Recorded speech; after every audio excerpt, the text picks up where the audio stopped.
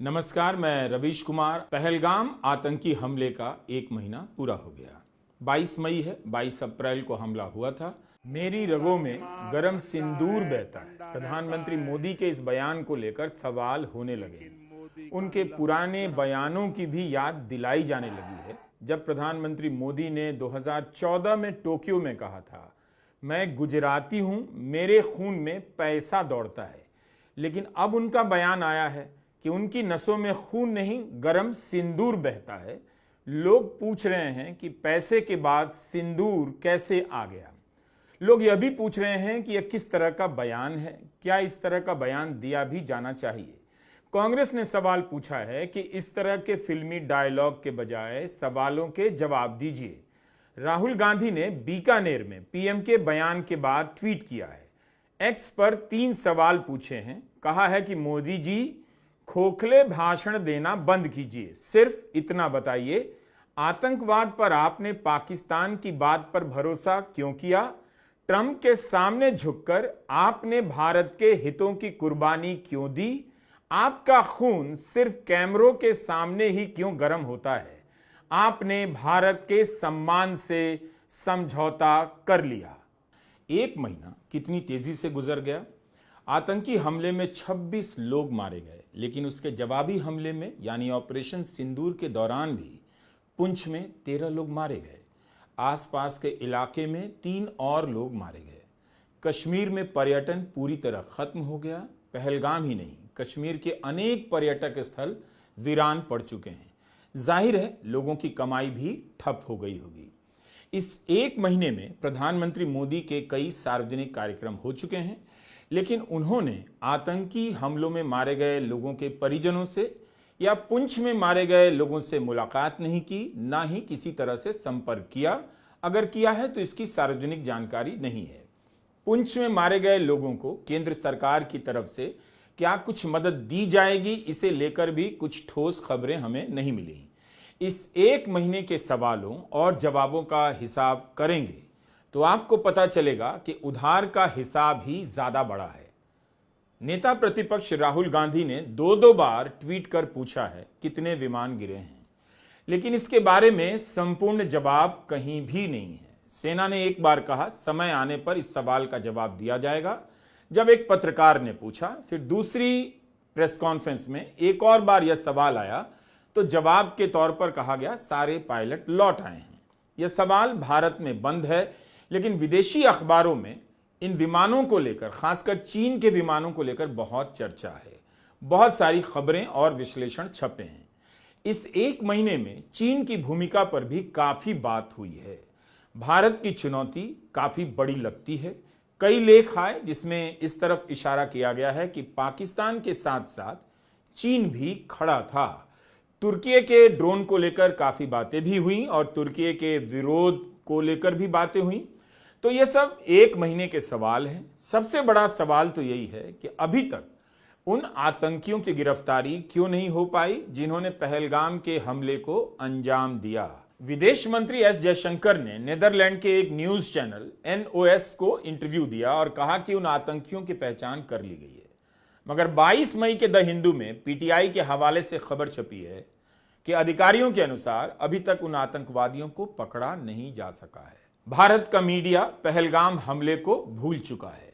हमले के बाद से ही वह इसे भूलने लगा था जब धर्म की पहचान वाले एंगल को बड़ा किया गया कि धर्म पूछकर मारा गया।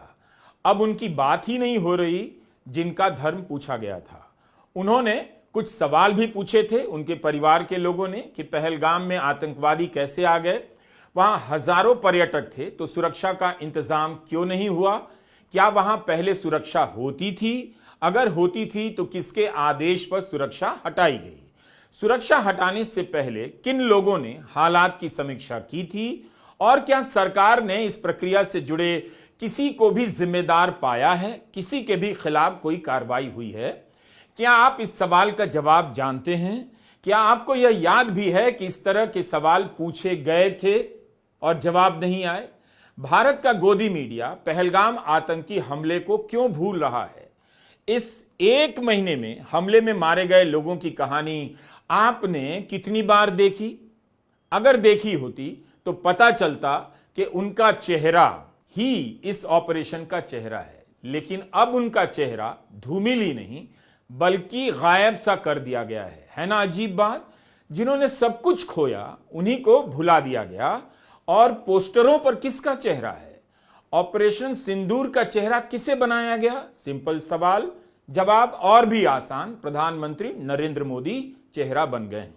ऑपरेशन सिंदूर की बात हो रही है, कम से कम उनकी जीवन संगिनियों का चेहरा भी एक साथ दिखाया जाता या प्रधानमंत्री उनसे बात करते, भरोसा देते। आपको याद होगा आतंकी हमले के तुरंत बाद गृहमंत्री अमित शाह पहलगाम गए थे। अच्छी बात है गए थे, लेकिन उन्होंने वहां क्या देखा, किसी को जिम्मेदार पाया या नहीं, किसी के खिलाफ एक्शन लिया गया या नहीं, इसकी जानकारी उन्होंने नहीं दी, ना उन्होंने कोई प्रेस कॉन्फ्रेंस की। इस सवाल पर कोई बात नहीं करता कि पहलगाम में सुरक्षा क्यों नहीं थी, आतंकवादी कैसे आ गए और हत्या के बाद इतने आराम से कैसे निकल गए। आज तक उनका पता क्यों नहीं चला है। आज पहलगाम के आतंकी हमले को ठीक 1 महीना हो गया। 22 अप्रैल की तारीख को 4 दुर्दांत आतंकवादी हिंदुस्तान की सरहद में आए और हमारे 28 लोगों की, निर्दोष लोगों की निर्मम हत्या करके फरार हो गए। ये हिंदुस्तान की सरहद में 200 किलोमीटर अंदर असलहे लेकर आए और उसके बाद ये कहां चले गए अभी तक नहीं पता है। हमारी शूरवीर सेना ने पाकिस्तान में आतंकी कैंपों को ध्वस्त किया, खूब सारे आतंकियों को मारा, लेकिन जब तक इन 4 दुर्दांत आतंकवादियों की हत्या नहीं की जाती है, जब तक ये मौत के घाट नहीं उतारे जाते हैं, जब तक इनको सबक नहीं सिखाया जाता है और नजीर नहीं पेश की जाती है, तब तक शहीद परिवारों को न्याय नहीं मिलेगा। जरूर सरकार प्रयास कर रही होगी, आतंकवादियों को खोजा जा रहा होगा, लेकिन 1 महीने बाद यह सवाल तो पूछा ही जा सकता है, यह भी कि सुरक्षा में कैसे चूक हुई और जो लोग इसके लिए जिम्मेदार थे उनके खिलाफ एक्शन क्यों नहीं लिया जा रहा है। यह सवाल तो उन परिवारों के भी थे, उसी वक्त पूछे गए थे जिनके अपने आतंकी हमलों में मारे गए। सबने पूछा था सुरक्षा क्यों नहीं थी। पहलगाम आतंकी हमले और उसके जवाब में ऑपरेशन सिंदूर के समय से ही कहा जा रहा है राजनीति नहीं होनी चाहिए, लेकिन राजनीति तो हो ही रही है, खूब राजनीति हो रही है। बड़े बड़े पोस्टर लगाए गए हैं जिनमें प्रधानमंत्री मोदी ही सैनिक के लिबास में नजर आ रहे हैं, कमांडो की तरह। उन्हें इस ऑपरेशन का चेहरा बनाया गया। कांग्रेस ने पूछा राजनीति नहीं करने वाले इसका जवाब क्यों नहीं दे रहे कि सेना के लिबास में अपना फोटो लगाकर राजनीति नहीं हो रही तो क्या हो रहा है। यही नहीं, रेल की टिकटों पर ऑपरेशन सिंदूर की एक पट्टी आती है और इस पर प्रधानमंत्री मोदी की तस्वीर लगी है। 1 महीना नहीं हुआ है, लेकिन यह सब होने लगा है। कम से कम इतना ख्याल रखा जाता कि जो लोग आतंकी हमले में मारे गए हैं वो अभी भी शोक में हैं। इस बीच प्रधानमंत्री मोदी ने बीकानेर में ऑपरेशन सिंदूर को लेकर जिस तरह से दावे किए उसे लेकर भी बहस हो रही है। प्रधानमंत्री मोदी फिर से सारा श्रेय लेने लगे हैं। सारी बातें मोदी से शुरू हो रही हैं और मोदी पर खत्म होने लगी हैं। तो फिर प्रधानमंत्री मोदी को बताना चाहिए कि पहलगाम में हमला कैसे हो गया। मोदी का दिमाग ठंडा है, ठंडा रहता है, लेकिन मोदी का लहू गर्म होता है।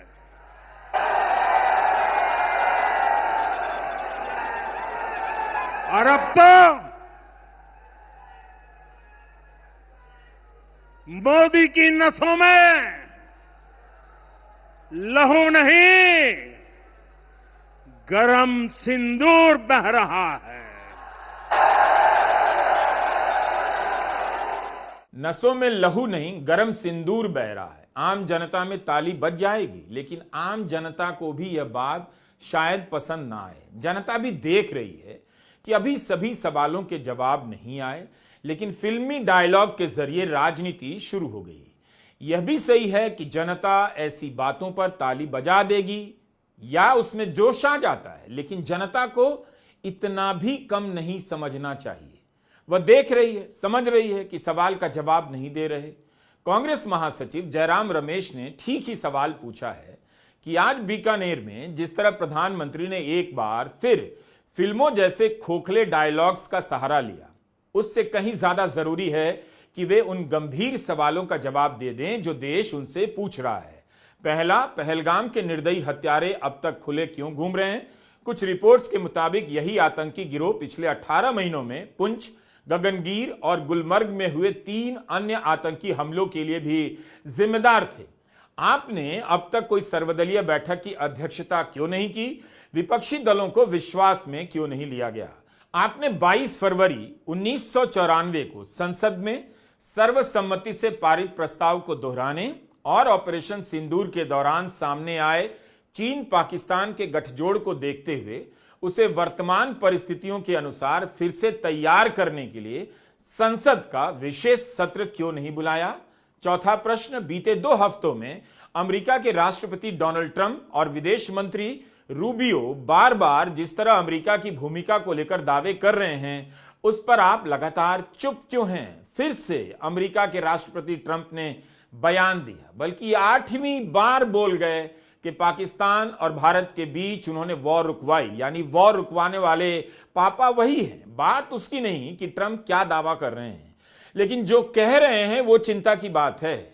जिस तरह से कह रहे हैं कि वो भारत से डील करने जा रहे हैं, देश को जानने का हक है कि क्या कुछ ऐसा हुआ था जिसकी बड़ी कीमत ट्रंप वसूलने वाले हैं, या कुछ ऐसा हुआ था तो वो कीमत क्या हो सकती है जो वसूलने की बात ट्रंप कर रहे हैं। भारत इसकी कीमत किस तरह से चुकाने जा रहा है, यह सब सवाल है। ट्रंप बार बार भारत के साथ बराबरी के साथ, भारत की बराबरी के साथ पाकिस्तान का नाम कैसे ले रहे हैं? तो भारत बड़े स्तर पर, यानी प्रधानमंत्री या विदेश मंत्री के स्तर पर क्यों नहीं इसका प्रतिकार कर रहा है?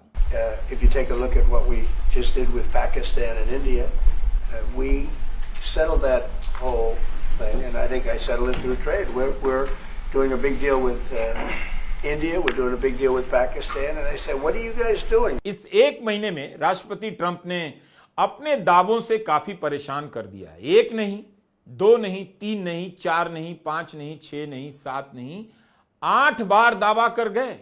इसका जवाब राजनयिकों के स्तर पर नहीं दिया जा सकता, अधिकारियों के स्तर पर नहीं दिया जा सकता। अब प्रधानमंत्री मोदी को देना ही पड़ेगा। प्रधानमंत्री मोदी इस बात पर कुछ बोलते नहीं। तो इस 1 महीने में आपने देखा कि किन विषयों पर प्रधानमंत्री मोदी नहीं बोल रहे हैं।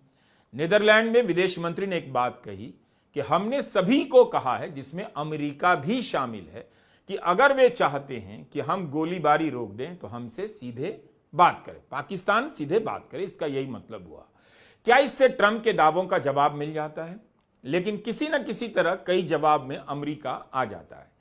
तो इस 1 महीने में अशोक यूनिवर्सिटी के प्रोफेसर अली खान को जेल में डाला गया।